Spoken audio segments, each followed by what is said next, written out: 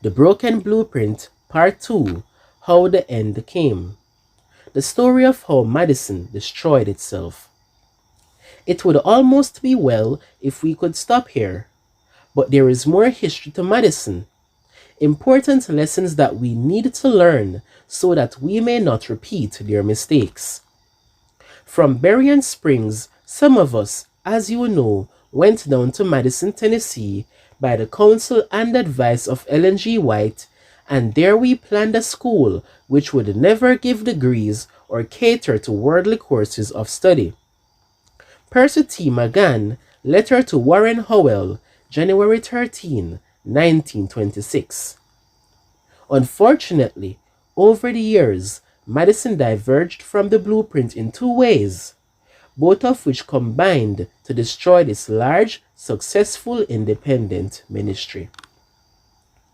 Madison decided to obtain accreditation. First, Madison decided to follow along the pathway approved by the accrediting associations. A nursing program had begun in 1914, and in April 1917, the Southern Accrediting Association accepted the Madison High School into its association. By 1919, a 3-year registered nursing program was in operation. In 1922, their junior college was recognized by Tennessee State. Formal graduations began in 1927.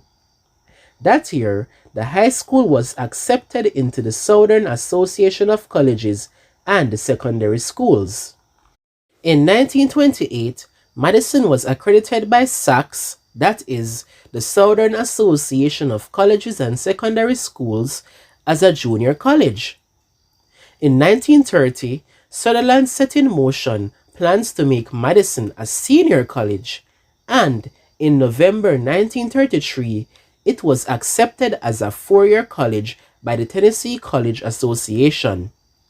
This, Sutherland felt, was necessary because an accredited pre-medical course was a full 4 years in length. By 1963, having tasted the fruits of accreditation and degrees, 140 of Madison's graduates had gone on, not to found a new missionary outpost, but to obtain doctorates of one type or another. A fundraising letter by Lyda Scott in 1929 provides a hint of how much money had to be kept pouring into the many improvements needed to meet accreditation agency demands. In order to meet the standard of a senior college, we are seeking financial assistance. Our requirements are a library of 10,000 volumes, an agricultural and home economics building, science building, liberal arts building, and a normal building with some additional student cottages. It will cost in the neighborhood of $100,000 to equip the buildings and provide additional necessary facilities. Lyda Scott, the GFB body, December 16, 1929. Accreditation brings heavy debt. Second, the other way in which Madison diverged from the blueprint was in yielding to the temptation to go into debt. This is how it happened. In order to meet the ever new and changing accreditation requirements, Madison was faced with a dilemma. Either go steeply into debt or have the accreditation agencies close down their nursing program and hospital. Madison decided to go into debt in order to provide new and upgraded facilities. But the large amount of money needed to pay off that debt was so massive that the school, alumni, and other friends could not raise enough of it. So the entire institution was lost. Accreditation, always a will-o'-the-wisp, ever calling for more equipment, buildings, and library upgrades, had finished off the institution. Of course, Madison could have chosen to lose the accreditation, but instead it lost not only the accreditation, but everything else with it. All that remained was a denominational look-alike acute care hospital. The Terrible End of Madison. At the height of the financial crisis, On February 3, 1963, the constituency of Madison voted to transfer control of Madison to the Southern Union Conference. The Union accepted control on February 7, pending General Conference approval, which was received on April 4. Please understand, this transfer was only made because church leaders had promised that they would continue the full school with its instructional and vocational divisions. In spite of that agreement, this did not happen. The action taken in 1963 to transfer the operation of the college and hospital to the Adventist Church was in harmony with the statement appearing in 1914 in the pamphlet Ownership and Control of the Madison School by Dr. E. A. Sutherland. The founders of the school have put themselves on record as being willing, whenever it shall appear to be for the best interest of the school, to turn over the property to any corporation that the Southern Union Conference may form for holding the same, provided such corporation is qualified to carry out the aims and objects for which the school was founded. The Executive Committee of the Southern Union accepted the recommendation of the Madison College and Sanitarium constituency. Therefore, ownership of the college and hospital was transferred to the SDA denomination in April 1963. In 1964, Madison College was closed. Pictorial History of Madison College, 1904 to 1964, Madison College Anniversary Edition, 1967, page 84. Before the ink on the agreement was dry, on April 4, 1963, the entrance sign, Madison Sanitarium, was taken down and Madison Hospital was put in its place.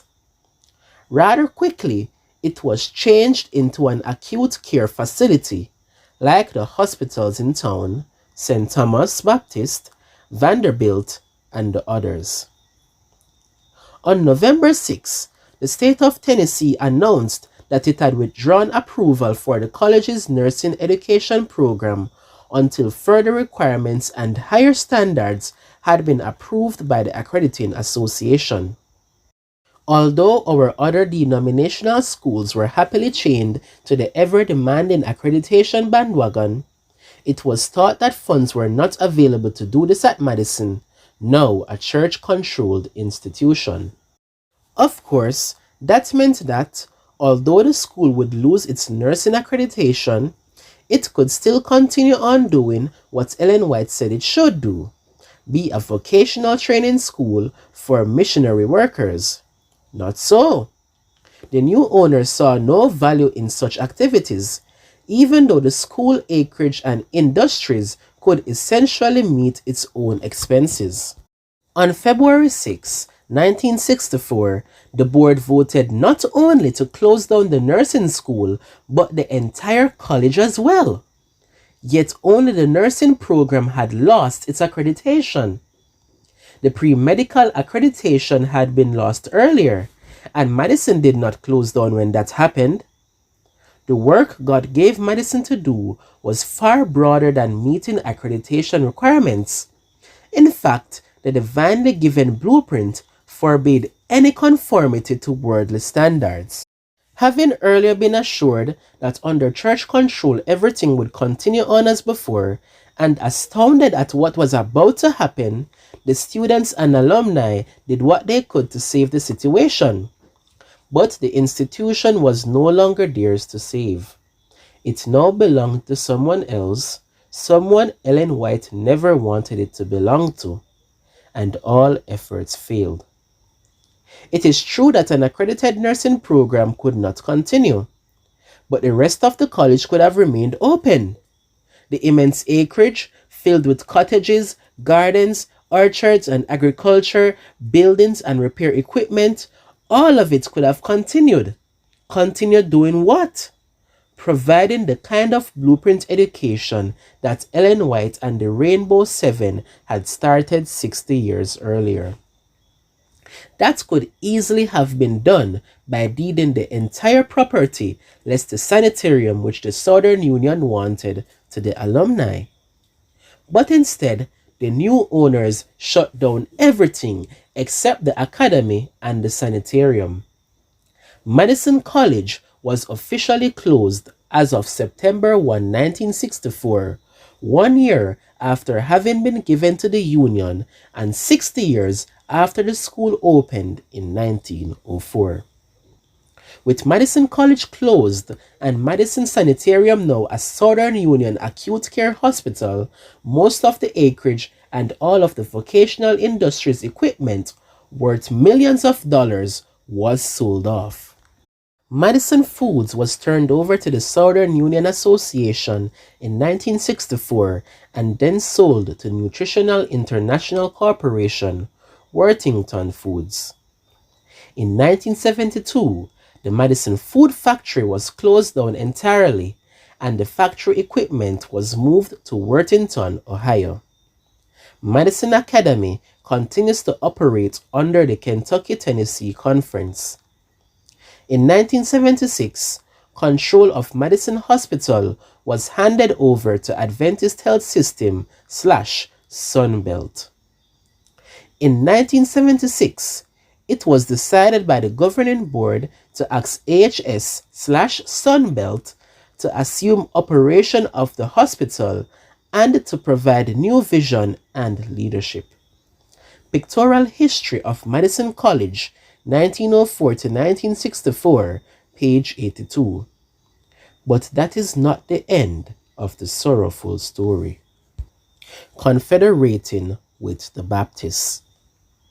In 1985, AHS / Sunbelt changed the name of the hospital to Tennessee Christian Medical Center, TCMC. You will hardly find the word Adventist anywhere in its building complex. Then, on November 1996, what were called festivities were held. In order to realize what happened, you need to understand that Baptist Hospital in Nashville is Middle Tennessee's largest nonprofit medical center. Several years earlier, TCMC and Baptist entered into negotiations to explore ways to work more closely together. The 1996 festivities were in celebration of a new partnership which included all this. 1. Joint TCMC Baptist ownership of a new nonprofit organization, Baptist Tennessee Christian Medical Group, Inc. 2. BTCMG became the employer of all physicians at the various Madison facilities. 3. A new 5-story, 95,000 square foot medical office building named Baptist Medical Plaza, wide enough to fill a city block, was built next to TCMC. It is owned solely by Baptist Hospital. 4. Initiation of Baptist Central Care, a jointly owned organization which owns the clinics operated by the two denominations. 5. The two business development departments work closely together to negotiate access to managed care contracts. It is all jointly owned, and by mutual agreement, the phrases Adventist, Seventh-day Adventist, Ellen White, and similar terms are nowhere to be found anywhere on the premises. This massive new facility, costing tens of millions of dollars, was jointly financed by our AHS / Sunbelt and Baptist Hospital. Yet, the name indicates that it is totally owned by the Baptists. A Baptist, by the way, is in charge of it. For more information on this, see our tract Madison Unites with the Baptists, WM-745. With sadness, we acknowledge that we could not afford to keep Madison College and its vocational school and grounds open, but we could spend millions in order to confederate with the Baptists by sharing Madison Hospital with them. Tragically, the story did not end even here. More recently, Baptist Hospital entered into an affiliation with St. Thomas Health Services, an enormous Catholic hospital in Nashville. Since we were already closely intertwined with the Baptist, our Madison facility probably came under the umbrella of this new affiliation. The pioneers had passed away. It is probably the best that nearly all of the early pioneers passed from the scene before the final collapse. George I. Butler had been considered one of the Rainbow Seven. He died in 1918 at the age of 84. S.N. Haskell passed away in 1922 at the age of 89. Nellie Juilliard died in 1937 at the age of 94. Lida Scott died in 1945 at the age of 77. Percy McGann, out at Loma Linda, died in 1947 at the age of 80. In 1946, Madison lost Sutherland. He accepted a call to take charge of a new denominational position made just for him, the Commission on Rural Living. He remained there until his retirement in 1950. After the death of his wife, Sally, in 1952, Sutherland married M. Bessie DeGraw in 1954. On June 20, 1955, at the age of 90, Edward Sutherland had died. His wife, Bessie DeGraw Sutherland, lived on for 10 more years and quietly fell asleep on June 7, 1965, at the age of 94. A little over a year after all the educational doors of Madison, both agricultural, industrial, and collegiate, were closed. She was the only one of the Rainbow Seven who witnessed the crash. A brief overview of Madison's children. Ellen White expressed the deepest concerns that Madison would be successful, adhere to the blueprint, and continually send out workers which would start new institutions or work as missionaries here and abroad. What did Madison actually accomplish? By 1963, when it was taken over by the conference, 302 graduates had gone into self-supporting institutional work, and 228 had entered denominational service. Of the latter, 64 were serving in 23 countries outside the North American division. Since 1963, about 60 others who earlier had attended Madison had gone to foreign fields as missionary workers. Why was it thought necessary to close down such a valuable school? Madison probably had a higher ratio of missionary graduates than any other Adventist school.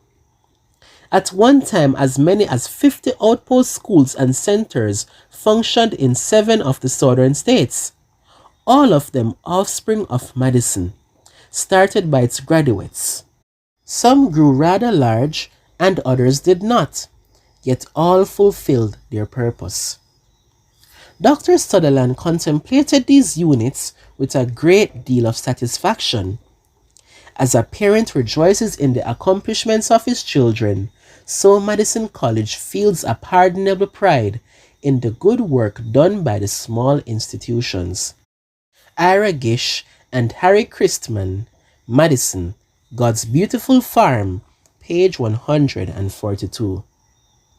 As early as 1909, 13 rural or hill schools had been started, with more than 500 children in attendance. These units included schools and sanitariums located on farms and vegetarian cafeterias and treatment rooms in several large southern cities like Nashville, Knoxville, Louisville, Memphis, Birmingham, and Asheville. Each one usually led to the formation of a local congregation. Some of these include Little Creek School and Sanitarium in Knoxville, Tennessee, now Heritage Academy in Crossville, Tennessee, Pine Forest Academy and Sanitarium Hospital in Chunky, Mississippi, Harbert Hills Academy and Sanitarium in Savannah, Tennessee, and Chestnut Hill Farm School in Portland, Tennessee. Some later became conference institutions.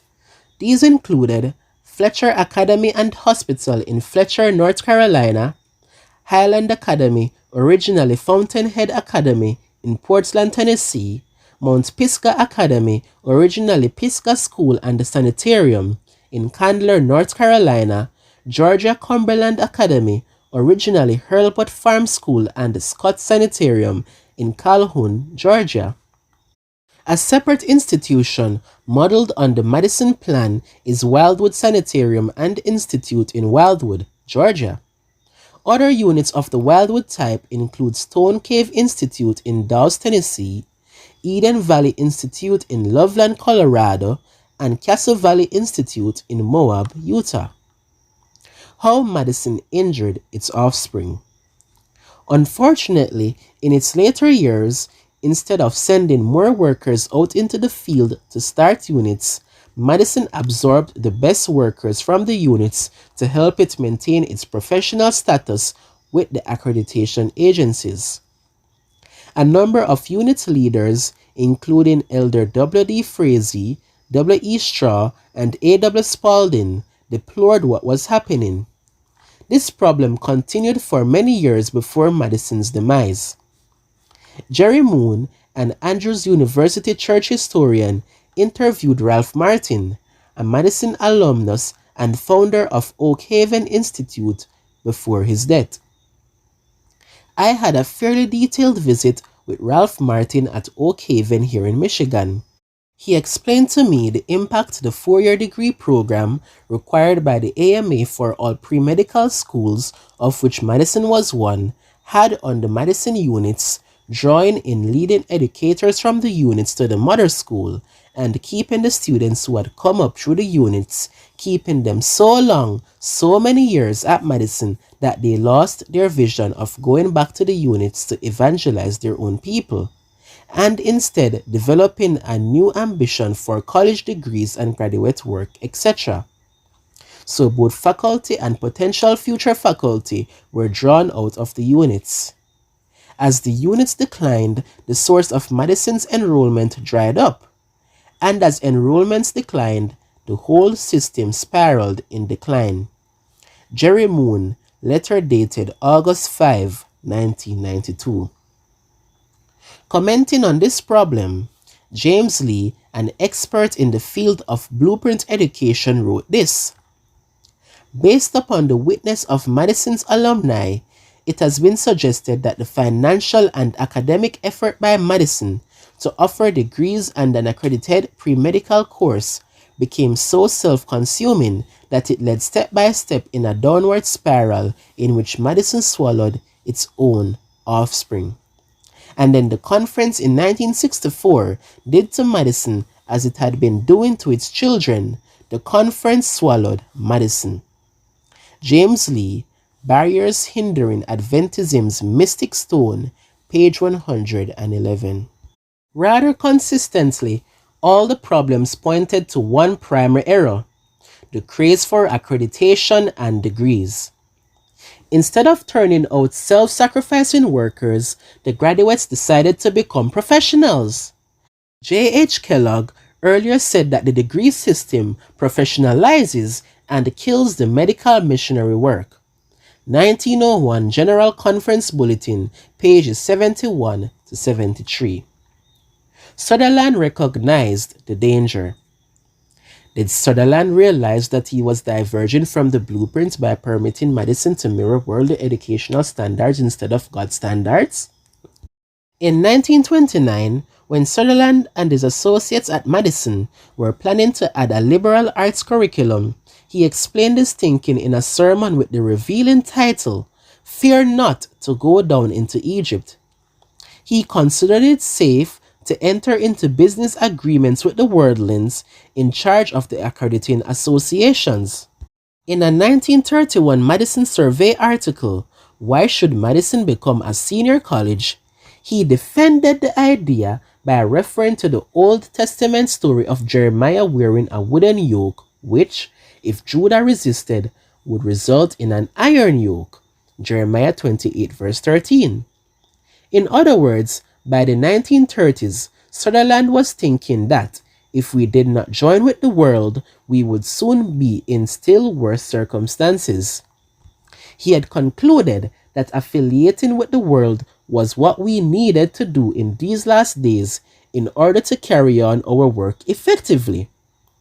Far too many of our people today believe the same thing. Yet Ellen White's original plan was that Madison and its offspring schools would turn out missionaries who would not need accreditation or degrees to do their work. Somehow, in a zeal to emulate the world's grandeur, Sutherland had forgotten the reason for Madison's existence. Madison and Loma Linda took the same path. Ironically, Madison followed the same path that Loma Linda did. The accreditation agencies did not ask either one to come on board. Both went to the world and begged to be permitted to become the tail. Once they climbed on board, neither one saw any way to get off. The train kept going faster, the upgrading expenses kept mounting, and the schools became mere lookalikes to those out in the world. In the case of Madison, it eventually folded from the heavy expense. In the case of Loma Linda, we continue to pour millions into it in order to satisfy the demands of our worldly masters. Turning our eyes to the blueprint. Only in looking to the light in the spirit of prophecy and obeying that light can we find our way out of the dark cave. Here are statements not quoted elsewhere in this present book. The past course has been crooked, wrong methods have been followed, but the errors of the past are unconfessed and unrepented of. Men have in their own minds justified the course that was then taken. They have viewed things from beginning to end in an altogether false light, and from the present showing, the same course will be followed in the future. September 8, 1901, Unpublished Testimonies, page 178. Many think that worldly appearance is necessary in our work, in order that the right impression may be made. But this is an error.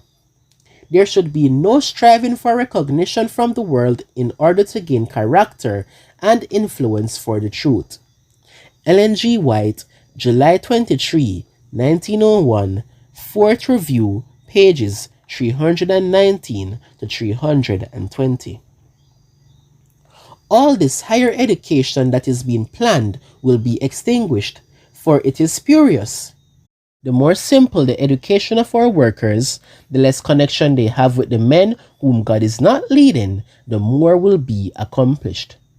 Work will be done in the simplicity of true godliness, and the old times will be back when, under the Holy Spirit's guidance, thousands were converted in a day. When the truth in its simplicity is lived in every place, then God will work through his angels as he worked on the day of Pentecost. Ellen G. White, November 1905, Series B, number 7, pages 63 to 64. We need now to begin over again. Reforms must be entered into the heart and soul and will. Errors may be hoary with age, but age does not make error truth, nor truth error. Altogether too long have the old customs and habits been followed. The Lord would now have every idea that is false put away from teachers and students. We are not at liberty to teach that which shall meet the world's standard or the standard of the church, simply because it is the custom to do so.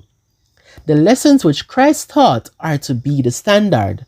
That which the Lord has spoken concerning the instruction to be given in our schools is to be strictly regarded, for if there is not in some respects an education of an altogether different character from that which has been carried on in some of our schools, we need not have gone to the expense of purchasing lands and erecting school buildings. Testimonies for the Church, Volume 6, page 142. If a worldly influence is to bear sway in our school, then sell it out to worldlings and let them take the entire control. And those who have invested their means in that institution will establish another school to be conducted not upon the plan of popular schools, nor according to the desires of principal and teachers, but upon the plan which God has specified. Testimonies for the Church, Volume 5, pages 25 to 26. Before we can carry the message of present truth in all its fullness to other countries, we must first break every yoke connecting us to the world. We must come into the line of true education, walking in the wisdom of God and not in the wisdom of the world. God calls for messengers who will be true reformers. We must educate to prepare a people who will understand the message and then give the message to the world. Ellen G. White, Series B, number 11, page 30. Those who place themselves under God's control to be led and guided by Him will catch the steady thread of the events ordained by Him to take place.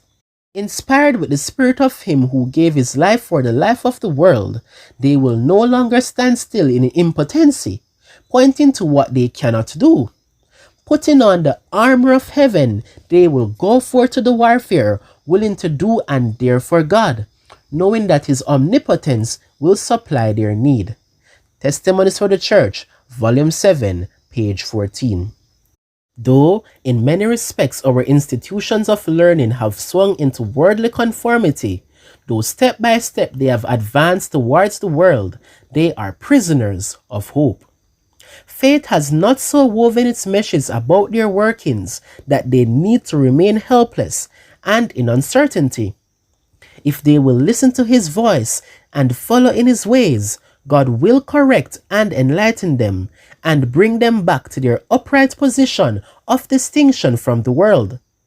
When the advantage of working upon Christian principles is discerned, when self is hid in Christ, much greater progress will be made, for each worker will feel his own human weakness. He will supplicate for the wisdom and grace of God, and will receive the divine help that is pledged for every emergency.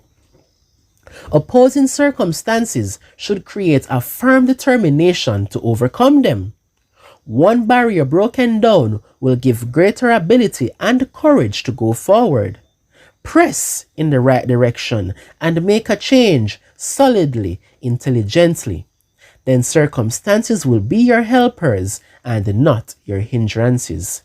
Make a beginning. The oak is in the acorn. Testimonies for the Church, Volume 6, page 145. There is a little hope in one direction. Take the young men and women and place them where they will come as little in contact with our churches as possible, that the low grade of piety which is current in this day shall not leaven their ideas of what it means to be a Christian. Ellen G. White to S.N. Haskell, May 9, 1892, and manuscript H16F, 1892. Young men who have never made a success in the temporal duties of life will be equally unprepared to engage in the higher duties. A religious experience is gained only through conflict, through disappointment, through severe discipline of self, through earnest prayer. The steps to heaven must be taken one at a time, and every advanced step gives strength for the next. Counsels to Teachers, page 100. Even in seeking a preparation for God's service, many are turned aside by wrong methods of education. Life is too generally regarded as made up of distinct periods, the period of learning and the period of doing, of preparation and of achievement. In preparation for a life of service, the youth are sent to school to acquire knowledge by the study of books. Cut off from the responsibilities of everyday life, they become absorbed in study and often lose sight of its purpose. The ardor of their early consecration dies out, and too many take up with some personal, selfish ambition. Upon their graduation, thousands find themselves out of touch with life. They have so long dealt with the abstract and theoretical that when the whole being must be roused to meet the sharp contests of real life, they are unprepared. Education, page 265. An education derived chiefly from books leads to superficial thinking. Practical work encourages close observation and independent thought. Rightly performed, it tends to develop that practical wisdom which we call common sense. It develops ability to plan and execute, strengthens courage and perseverance, and calls for the exercise of tact and skill. Education, page 220. The students in the school are to be taught to be strict health reformers. Ellen G. White, February 20, 1908, Counsels on Diets and Foods, page 450. We plead for sanitariums, not expensive mammoth sanitariums, but home-like institutions in pleasant places. Medical Ministry, page 323. Let our sanitariums become what they should be, homes where healing is ministered to sin-sick souls. And this will be done when the workers have a living connection with the great healer. Counsels on Health, page 542. In Australia, we also worked as Christian medical missionaries. At times, I made my home in Corranbong, an asylum for the sick and afflicted. My secretary, who had received a training in the Battle Creek Sanitarium, stood by my side and did the work of a missionary nurse. No charge was made for her services, and we won the confidence of the people by the interest that we manifested in the sick and suffering. First Selected Messages, page 34. It is presented to me that wherever there is a sanitarium, there must be a school, and that school must be carried on in such a way that it makes an impression on all who shall visit the sanitarium. People will come into that school. They will see how that school is managed. Third Selected Messages, page 225. Sanitariums are to be established all through our world and managed by a people who are in harmony with God's law, a people who will cooperate with God in advocating the truth that determines the case of every soul for whom Christ died. Medical Ministry, page 26. The great medical institutions of our cities, called sanitariums, do but a small part of the good they might do were they located where the patients could have the advantages of outdoor life. I have been instructed that sanitariums are to be established in many places in the country and that the work of these institutions will greatly advance the cause of health and righteousness. Counsels on Health, page 169. In the work of the school at Loma Linda, maintain simplicity. No argument is so powerful as is success founded on simplicity. You may attain success in the education of students as medical missionaries without a medical school that can qualify physicians to compete with the physicians of the world. Let the students be given a practical education. The less dependent you are upon worldly methods of education, the better it will be for the students. Ellen G. White to J. A. Burden, March 24, 1908, Testimonies for the Church, Volume 9, page 175. The laws of Christ's kingdom are so simple and yet so complete that man-made additions will create confusion. And the more simple our plans for the work of God's service, the more we shall accomplish. Testimonies for the Church, Volume 7, page 215. Everything bearing the divine stamp unites simplicity with utility. Testimonies for the Church, Volume 3, page 409. God often uses the simplest means to accomplish the greatest results. Desire of Ages, page 822. Our ideas of education take too narrow and too low a range. There is need of a broader scope a higher aim. True education means more than the pursuit of a certain course of study. It means more than a preparation for the life that now is. It has to do with the whole being and with the whole period of existence possible to man.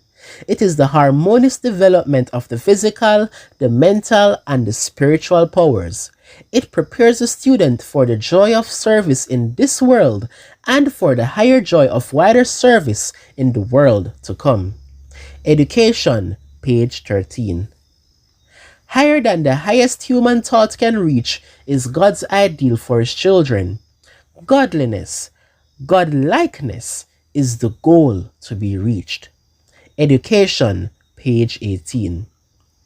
There is not enough room for all the passages which could be quoted. This coming Sabbath afternoon, you may want to read the following. Testimonies for the Church, Volume 6, pages 126 to 151. Testimonies for the Church, Volume 8, pages 250 to 251, and pages 104 to 106. Testimonies for the Church, Volume 5, pages 76 to 79, and Testimonies for the Church, Volume 9, page 175.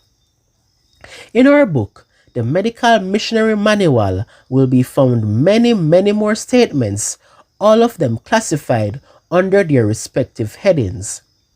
It is the most complete single collection of Spirit of Prophecy statements available on the principles and practice of medical missionary work. We urge you to obtain a copy. It is available from us at a very low price when purchased in small boxfuls. This book is being used as a textbook in medical missionary training classes both in the United States and overseas. A Spanish edition of that book is also available. Cadwallader's 14 points. Dr. E. M. Cadwallader, in his History of SDA Education, pages 126 to 127, summarized 14 points which he considered vital to a Seventh-day Adventist philosophy of education. Here is a digest of those 14 points. 1. Seventh-day Adventist education must be based on the messages found in the Spirit of Prophecy. 2. When those messages are followed, a good outcome will always occur. 3. Boarding schools should be located in a rural scenic location within practical distance from urban centers. 4.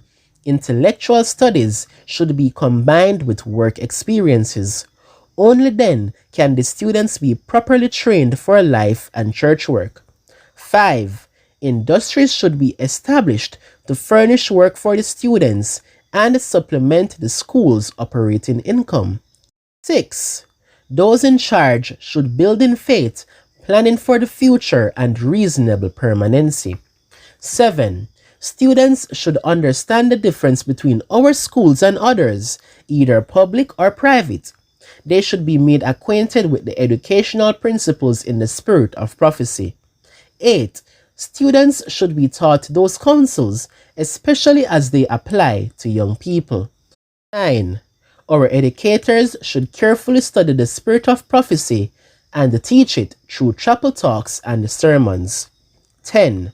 Our schools should be operated by Christian men and women who have a proven record in leadership, rapport with students, many interests, a broad education, and an understanding of true education. 11. Some form of systematic student aid is advisable, for many potential workers for God are unable to completely finance their education. 12. Teachers and staff, if they do not actually work with the students, should let it be evident in their lives that they believe in the dignity of labor. 13. Useful occupations, Christian help work, and missionary endeavors should generally replace sports and organized amusements. And 14. Educators should study the Spirit of Prophecy writings on the subject of recreation.